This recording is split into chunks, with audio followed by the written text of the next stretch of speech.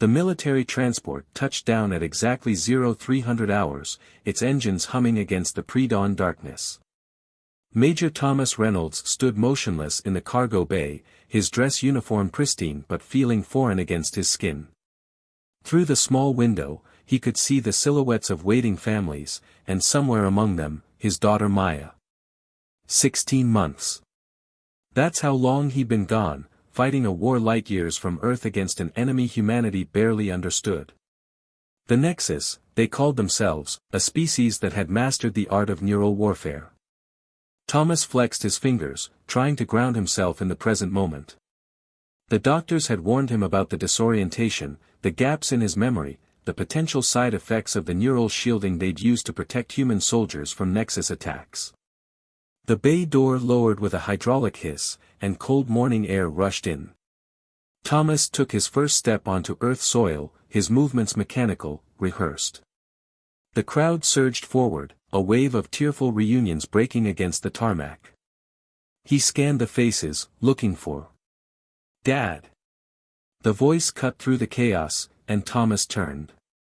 Maya stood there, 17 now, so different from the girl in his fragmented memories. Her dark hair was shorter, her face thinner, but her eyes were the same warm brown he remembered. She rushed forward, arms outstretched. Thomas's body tensed involuntarily. For a fraction of a second, Maya's image seemed to flicker, distort. Her skin took on an iridescent sheen, her eyes reflecting light like polished obsidian. He blinked hard, and the illusion vanished.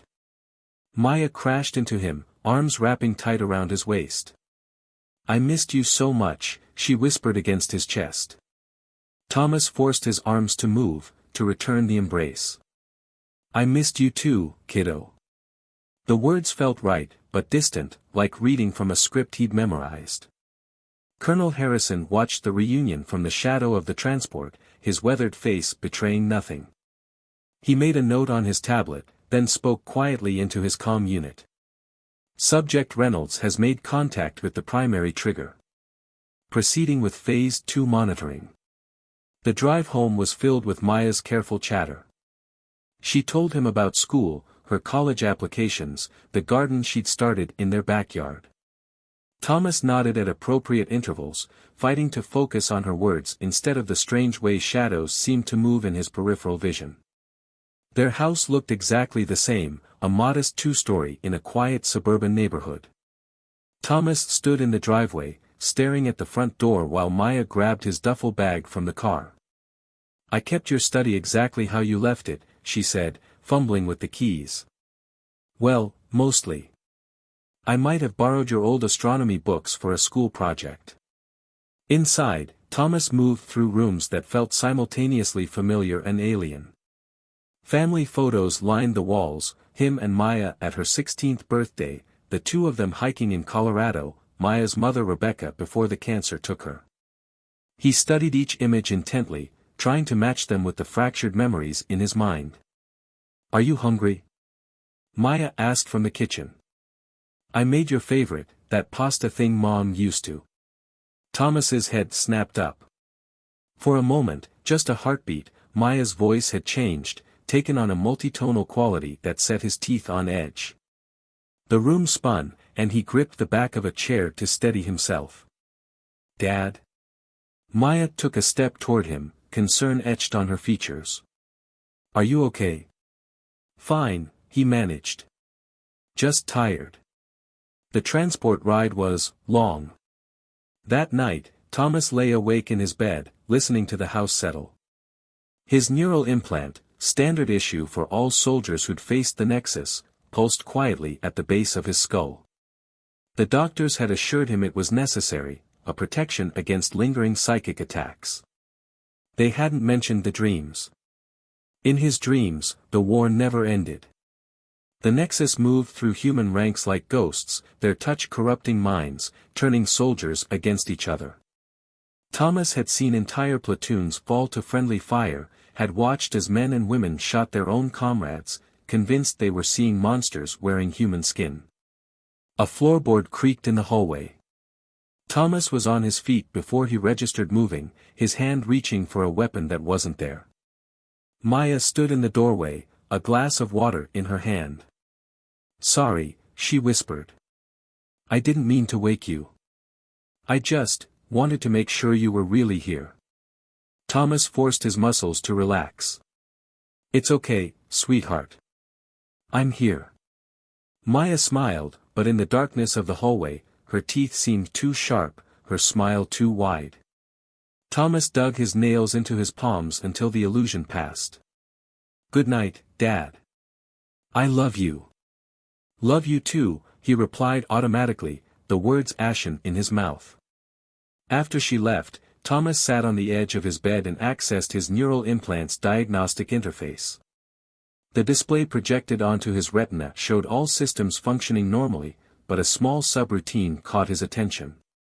Something labeled Project Lighthouse was running in the background, consuming an unusual amount of processing power. When he tried to access it, a spike of pain shot through his temple. The message, "Access denied, security clearance insufficient," flashed across his vision. In her own room, Maya sat at her desk, her tablet illuminating her face in the darkness. She pulled up the encrypted message she'd received earlier that day, Phase 2 initiated. Continue monitoring subject for signs of cognitive dissonance. Report any unusual behavior immediately. Remember, your father's recovery depends on your cooperation. Maya closed the message and wiped away tears she hadn't realized were falling. "I'm sorry, Dad," she whispered to the empty room. "I'm so sorry." In a secure facility 50 miles away, Dr. Elena Martinez reviewed the day's data streams from Thomas's neural implant. The patterns were consistent with the other subjects: increased neural activity in the amygdala, sporadic disruptions in the visual cortex, moments of severe dissociation. "How long?" Colonel Harrison asked from behind her. "Hard to say," Elena replied, not looking up from her screens. "The Nexus technology is unpredictable. The implants are keeping them stable for now, but..." "That's not what I asked, Doctor. How long until Project Lighthouse is ready for field deployment?" Elena turned to face him, her expression hard. "You want to weaponize this? After seeing what it's doing to them?" Harrison's face remained impassive. "The Nexus taught us that the mind is the ultimate battlefield, Doctor. We're just learning to fight back." As if in response, Thomas's neural readings spiked sharply. Elena watched as his brain lit up like a Christmas tree, patterns of activity she'd never seen before cascading across her screens. The war wasn't over. It had just changed battlegrounds. 3 weeks after Thomas's return, the hallucinations became harder to ignore. He sat at the kitchen table, watching Maya prepare breakfast, his hands wrapped around a coffee mug that had long gone cold. The morning sunlight streaming through the window caught her profile, and for the third time that hour, her image rippled like a mirage in desert heat. "You're staring again, Dad," Maya said, not turning from the stove. Her voice remained steady, but her shoulders tensed slightly. "Sorry," Thomas muttered, dropping his gaze to the dark liquid in his mug. The coffee's surface seemed to writhe, forming patterns that looked disturbingly like Nexus script. He pushed the mug away. His neural implant hummed constantly now, a persistent vibration at the base of his skull that made it difficult to sleep. Last night, he tried accessing Project Lighthouse again, probing deeper into the implant systems. The resulting migraine had left him curled up on his bathroom floor for hours, biting back screams. Maya set a plate of eggs in front of him, the fork clattering slightly as she placed it down. Dr. Martinez called. "She wants to move up your next appointment to today." Thomas's head snapped up. "You've been talking to Martinez?" "She's your doctor, Dad. She's trying to help." "What else have you told her?" The words came out sharper than he intended, tinged with an anger he couldn't quite explain. The room's temperature seemed to drop several degrees. Maya took a step back, her expression carefully neutral. "Only that you haven't been sleeping well. That sometimes you see things." Thomas stood abruptly, his chair scraping against the floor. For a moment, Maya's face transformed completely, her skin taking on the characteristic phosphorescent patterns of a Nexus warrior, her eyes becoming depthless pools of darkness. He gripped the table's edge, knuckles white. "Dad?" Maya's voice seemed to come from very far away. "Maybe we should call Dr. Martinez now." In her lab, Dr. Elena Martinez was reviewing the latest neural scans from the other subjects in Project Lighthouse. Private James Cooper had attacked his brother 2 days ago, convinced he was a Nexus infiltrator. Captain Lisa Wong hadn't recognized her own reflection in 3 weeks, refusing to sleep in the same room as mirrors. And now Thomas Reynolds was showing the same acceleration of symptoms. "The implants are failing," she announced to Colonel Harrison, who stood watching the bank of monitors with his usual stoic expression. "The Nexus technology we salvaged, it's not just defending against their psychic attacks. It's adapting. Evolving." Harrison's jaw tightened almost imperceptibly. "Explain." Elena pulled up Thomas's latest neural map. "The technology is integrating with their trauma responses, their fears. It's creating a feedback loop, amplifying their paranoia and mixing it with memories of the Nexus. But it's not random." She highlighted several patterns in the data. "There's intelligence behind it. The implants aren't malfunctioning, they're working exactly as designed. Just not by us." Before Harrison could respond, an alert flashed across her screen. Thomas's neural readings were spiking dangerously. Elena grabbed her phone, quickly dialing Maya's number. Back at the house, Thomas paced the kitchen, his movements becoming increasingly erratic. "How long?" he demanded. "How long what?" Maya asked, her back now pressed against the counter. "How long have you been working with them? Was any of it real? My daughter, is she even?" His voice cracked. The room spun, reality seeming to bend at the edges. Maya's phone buzzed on the counter. Thomas lunged for it before she could reach it, reading Dr. Martinez's name on the screen.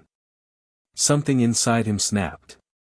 "You're one of them," he whispered, his voice heavy with horrified realization. "You've been reporting on me this whole time. My own daughter." "Dad, please," Maya's voice trembled. "You're not thinking clearly. The war, what they did to you. The war never ended." Thomas roared. In his mind's eye, he was back on the battlefield, watching Nexus infiltrators tear through human defenses. They just changed tactics. Sent their agents right into our homes. Maya made a break for the door, but Thomas was faster. Years of combat training took over as he grabbed her arm, spinning her around. Maya cried out in pain, and for a moment, reality reasserted itself. He was hurting his daughter, his little girl. But then her skin rippled again, revealing what he was convinced lay beneath the disguise. Thomas slammed Maya against the wall, his forearm pressed against her throat. "Where is she?" he growled. "Where's my real daughter?" Maya clawed at his arm, tears streaming down her face. "Dad, please." She choked out. "It's me." The front door burst open. Dr. Martinez rushed in, followed by 2 military personnel. "Thomas," she shouted. "Stand down." Thomas's head whipped around, his vision blurring. Everyone's faces seemed to shift and change, revealing Nexus features underneath human masks. His neural implant screamed in his skull. One of the military men raised a weapon, not a gun, but something that emitted a high-pitched whine. Thomas felt his muscles begin to lock up, his grip on Maya loosening. As he collapsed, he saw Dr. Martinez rushing to Maya's side, helping her slide down the wall. "I'm sorry," he tried to say, but darkness was already claiming him. The last thing he heard was Dr. Martinez's voice, urgent and afraid, "We need to move up the timeline. They're all progressing faster than we predicted. The Nexus, they planned this from the start." In the secure facility, Colonel Harrison reviewed the incident footage with growing concern. "How many others?" All of them, Elena replied, her face pale. Every soldier we equipped with these implants is showing the same progression. The Nexus didn't just lose the war, Colonel. They infected us with something far more insidious than we realized. They turned our protectors into sleeper agents, set to tear apart their own families from within. Harrison's expression remained unchanged, but his next words carried the weight of grim understanding. And we helped them do it, didn't we? With every implant we installed, thinking we were protecting our soldiers. We have to shut down Project Lighthouse, Elena insisted. Remove the implants before. You know we can't do that, Doctor. The implants are too deeply integrated. Removal would kill them. Harrison turned to leave, then paused. Besides, who's to say that's not exactly what the Nexus wants? As Maya sat in the hospital waiting room, holding an ice pack to her bruised throat, she pulled out her tablet and began to type, Day 23, subject continues to deteriorate. The Nexus programming is advancing faster than predicted. But there's something else, something we didn't account for. Through all the violence, all the paranoia, he hesitated. For a moment, my father was still in there, fighting back. Maybe that's our way in. Maybe that's how we save them all. Maya stood in the sterile hallway of the military research facility, watching through one-way glass as her father paced his containment room. Thomas looked smaller somehow, dressed in standard-issue gray sweats, his movements jerky and uncertain. Every few minutes, he would stop and press his palms against his temples, as if trying to physically hold his thoughts together. The implant's integration is nearly complete, Dr. Martinez said quietly, standing beside Maya. On the monitors surrounding them, Thomas's neural patterns danced in complicated sequences. The Nexus technology, it's not just changing how he perceives reality. It's rewriting his core memories. But why? Maya turned to face the doctor, her voice tight with barely controlled emotion. Why would they do this? The war is over. They surrendered. Did they? A new voice joined them. Maya turned to see a woman she didn't recognize, dressed in civilian clothes but carrying herself with military bearing. I'm Dr. Rachel Wong. I was part of the original team that studied the Nexus technology after the surrender. Dr. Martinez's expression hardened. You're not authorized to. Actually, I am. Rachel produced a badge that made Martinez fall silent. The truth is, we never understood their surrender. The Nexus were winning. Their psychic weapons were devastating our forces. Then suddenly, they offered us their neural shielding technology as part of the peace treaty. Inside the containment room, Thomas stopped pacing. He stared directly at the one-way glass, as if he could see them through it. His eyes were fever-bright. It was too easy, Rachel continued. We were so desperate for protection against their psychic attacks that we didn't question it. Didn't study it deeply enough before implementing Project Lighthouse. Maya's tablet chirped. She pulled it out, reading a message from someone named James Cooper. My brother wasn't the first. There are dozens of us. Children of soldiers, watching our parents transform. We need to talk. The implants, Maya said slowly, pieces clicking into place. They're not malfunctioning. This is what they were designed to do all along. Dr. Martinez nodded grimly. The Nexus didn't need to win the war. They just needed us to accept their gift. Every soldier we equipped with their technology became a potential sleeper agent. The trauma of war, combined with the implant's neural manipulation, it created the perfect conditions for their real attack. Through the glass, Thomas suddenly smiled, a sharp, unsettling expression. I can hear you, he said clearly, making them all jump. The frequencies, they're getting stronger. Clearer. He pressed his hand against the glass. Maya? Are you really my daughter? The signal, it's confusing. Maya stepped forward instinctively, but Dr. Martinez held her back. He's entering a new phase.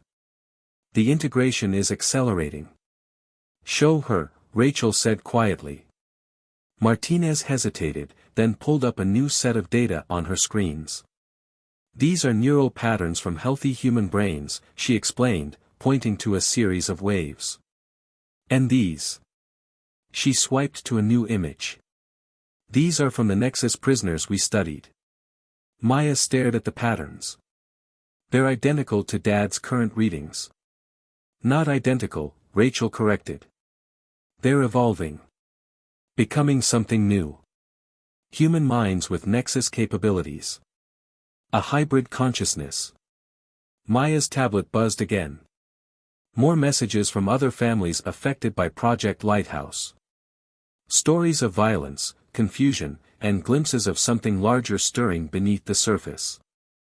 I think I know how to help him, Dr. Martinez said suddenly, studying the data streams with renewed intensity. The implants, they're creating bridges between neurons, new pathways.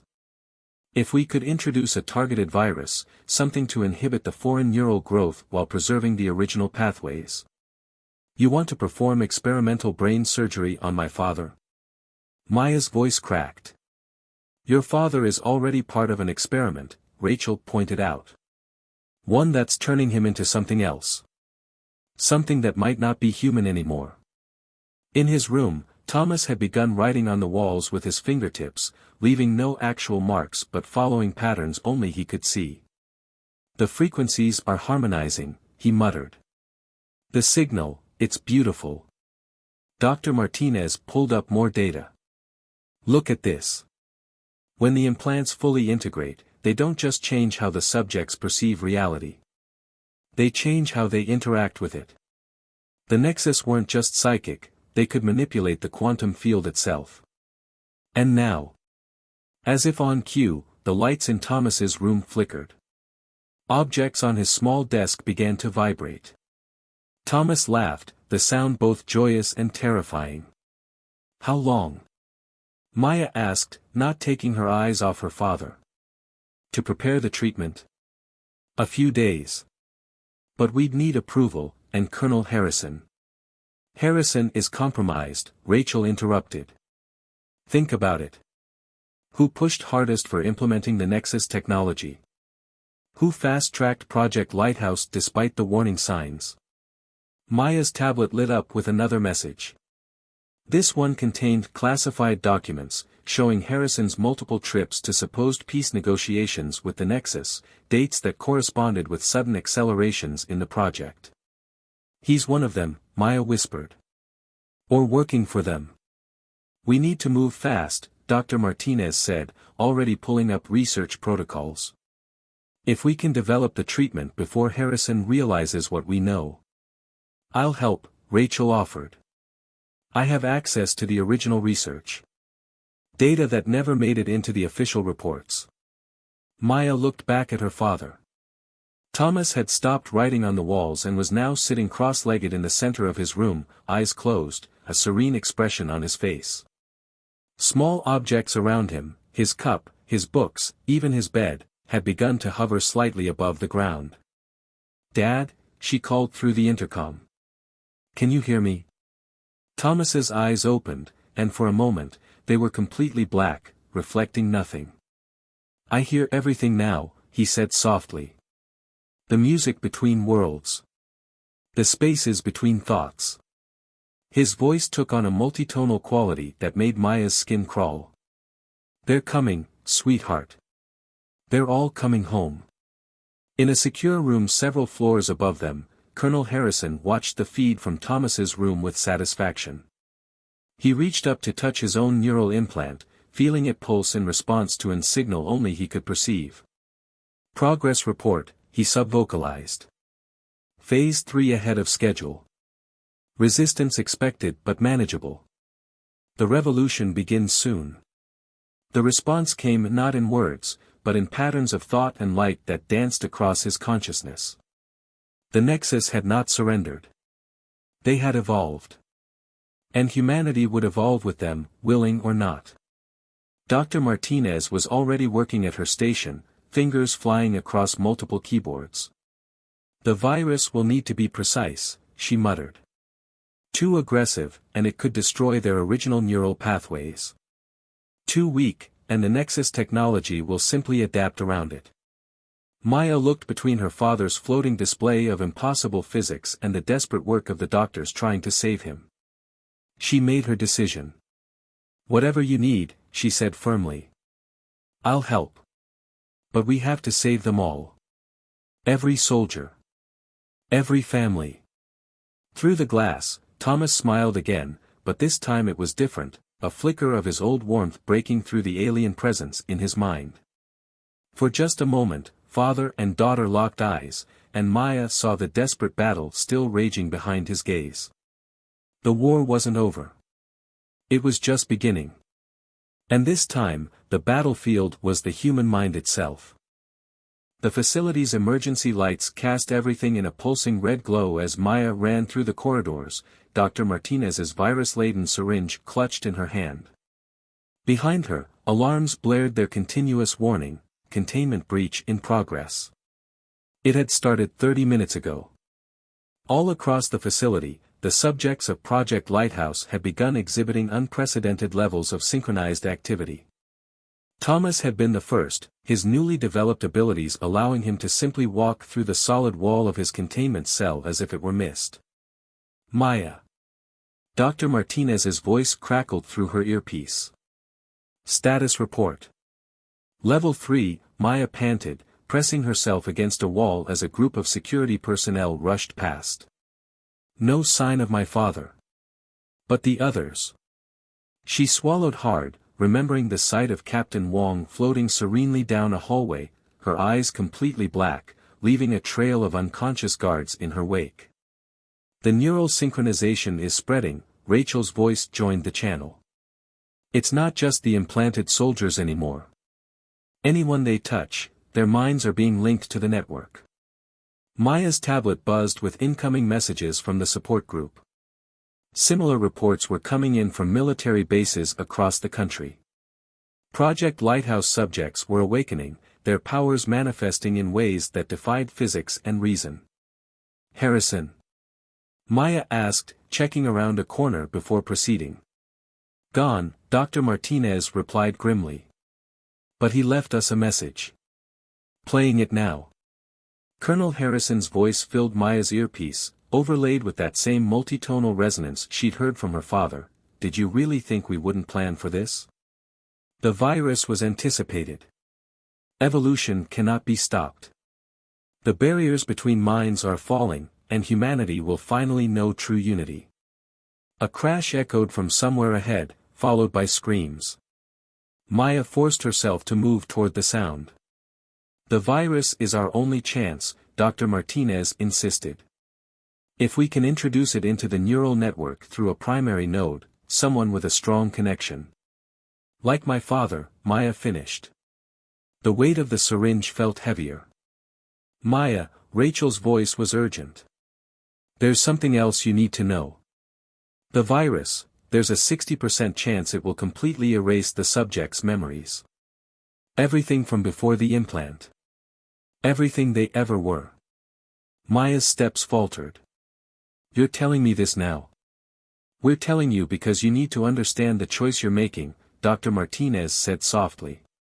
"To save your father, to save everyone, you might have to sacrifice who he was." Maya turned a corner and stopped dead. The scene before her was like something from a nightmare. The large atrium that served as the facility's center was filled with floating figures, soldiers, security personnel, even some of the medical staff. They hovered in a slowly rotating circle, their eyes black, their faces serene. At the center of it all stood Thomas. He looked both more and less than human now. His skin seemed to shimmer with subsurface light, and the air around him rippled with invisible energy. When he saw Maya, his smile was gentle, loving, and terrifying. "My beautiful daughter," he said, his voice carrying harmonics that made Maya's teeth ache. "I understand everything now. The war, the implants, the true purpose. Come." He extended his hand. "Let me show you what we can become." Maya clutched the syringe tighter. "Dad, this isn't you."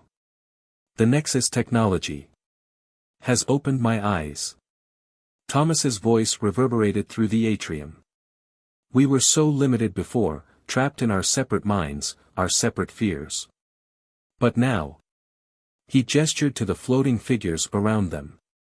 Now we can transcend. No more loneliness.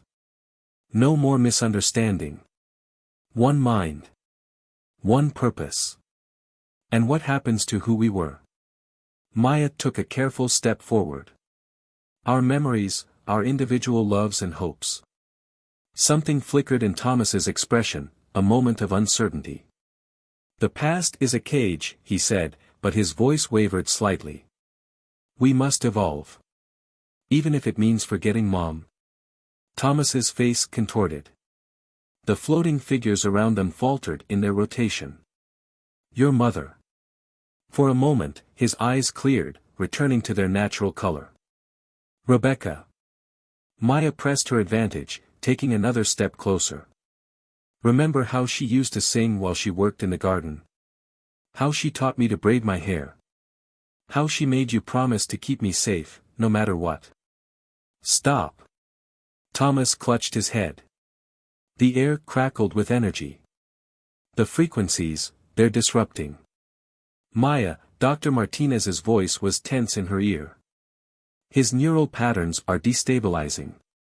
It's now or never. The floating figures had begun to drift erratically, some crashing into walls. Thomas fell to his knees, his form flickering between human and something else. The network is fragmenting, Rachel reported. Whatever you're doing, it's affecting all of them. Maya closed the distance to her father, tears streaming down her face. I'm sorry, Dad, she whispered. I love you. She raised the syringe. Thomas's head snapped up, his eyes cycling rapidly between human and void. Maya. His voice was his own again, filled with confusion and fear. Then his expression hardened, the alien presence reasserting itself. His hand shot out, invisible force lifting Maya off her feet. The old world must end, the multi-toned voice declared. The evolution cannot be stopped.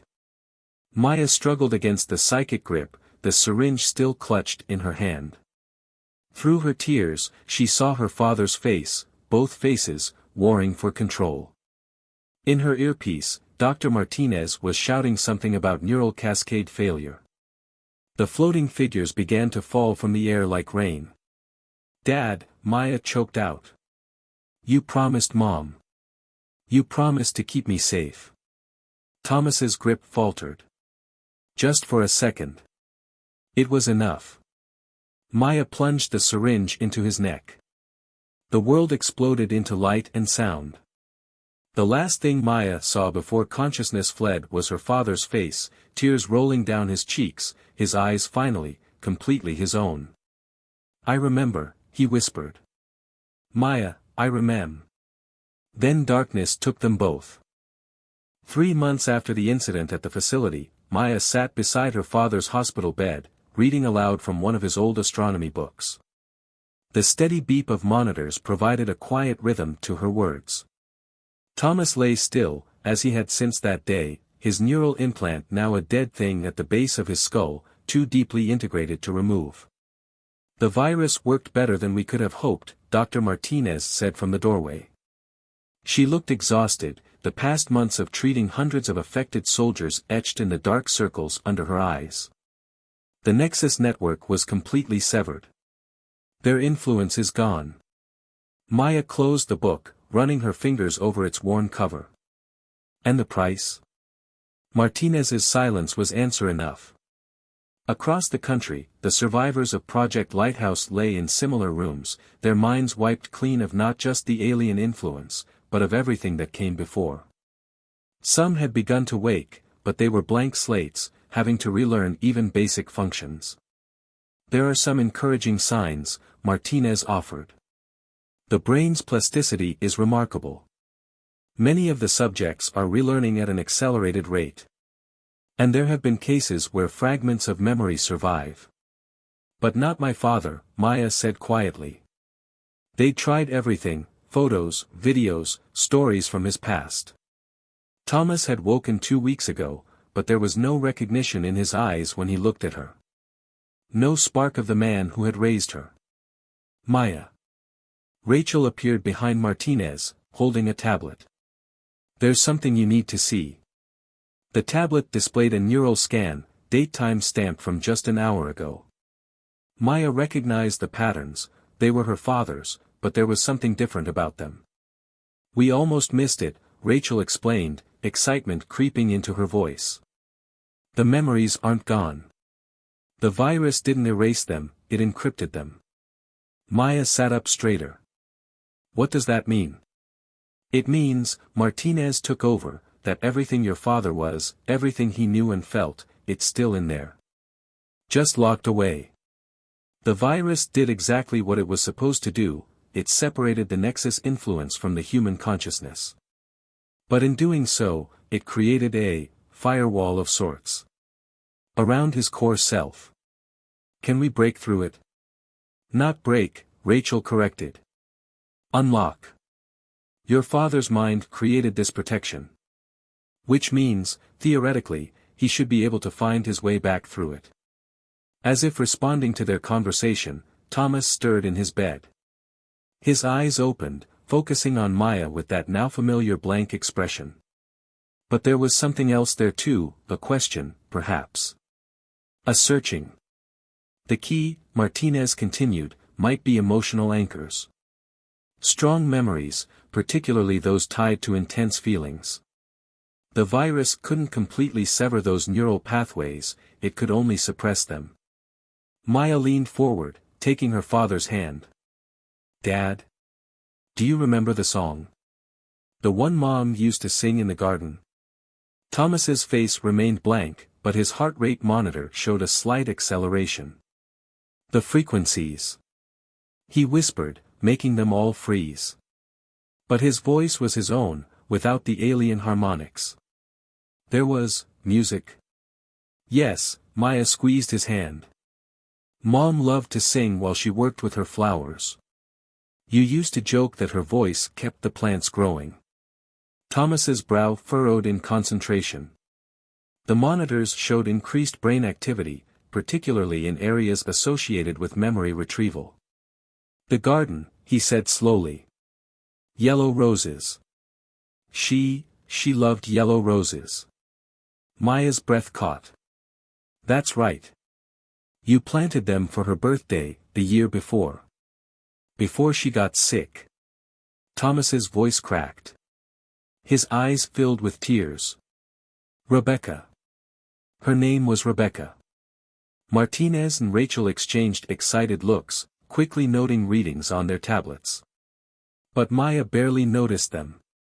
She was focused entirely on her father's face, watching as awareness slowly dawned in his eyes. Maya. This time when he said her name, there was recognition. My Maya. She collapsed against him, sobbing. Yes, Dad. It's me. Thomas wrapped his arms around her, his own tears flowing freely. I remember. Not everything, not yet, but. I remember you. I remember us. In the weeks that followed, similar scenes played out across the country. The encryption theory proved correct, the memories weren't gone, just locked away. Some subjects recovered faster than others, their minds finding unique paths back to themselves. The Nexus technology remained dormant, rendered inert by the virus, but the neural implants were a permanent reminder of humanity's brush with forced evolution.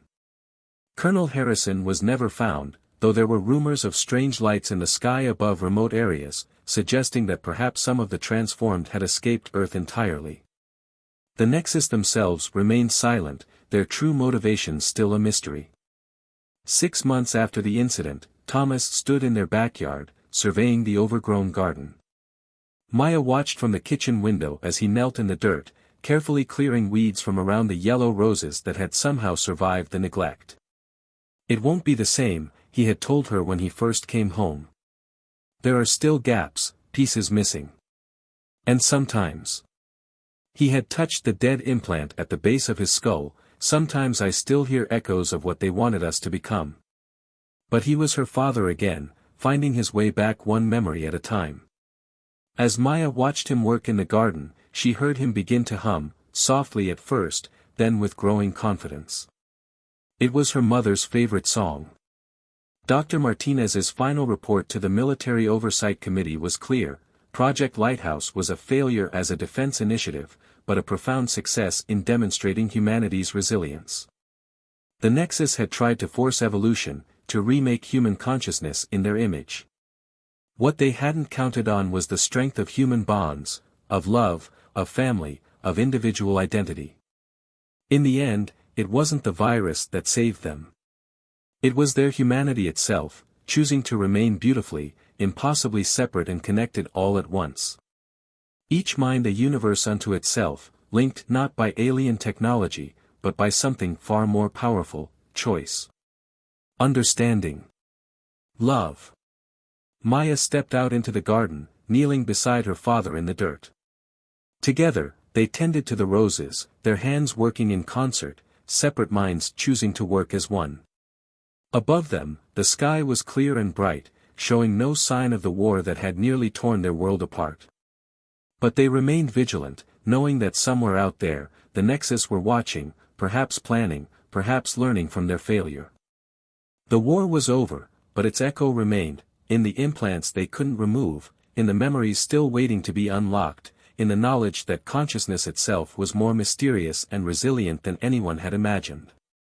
And in a garden in suburban America, a father and daughter continued their own quiet battle, the fight to remember, to rebuild, to remain uniquely themselves in a universe that had tried to remake them. Thomas looked up at the sky, then back at his daughter.